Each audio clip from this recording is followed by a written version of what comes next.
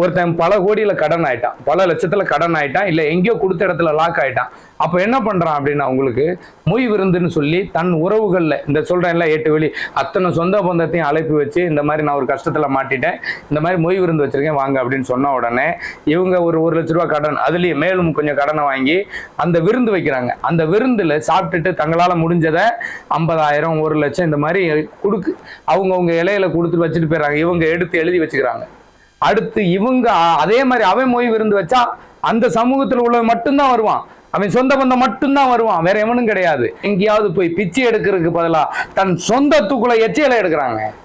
ஒரு கோயிலுக்கு நீ மொட்டை போடனால 7 ஊர்ல தர்மம் எடுக்கணும், பிச்சை எடுத்தாவது, அதாவது கையேந்தியாவது உன் வம்சத்தை காப்பாத்துறேங்கிறது.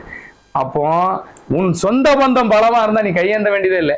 நீ வேலைக்கு வெளிநாட்டுல கையேந்தியாச்சு, சாப்பாட்டுக்கு வெளிநாட்டு விதையை கையேந்தியாச்சு, இன்னைக்கு அத்தனையும் வெளிநாட்டு விஷயம்.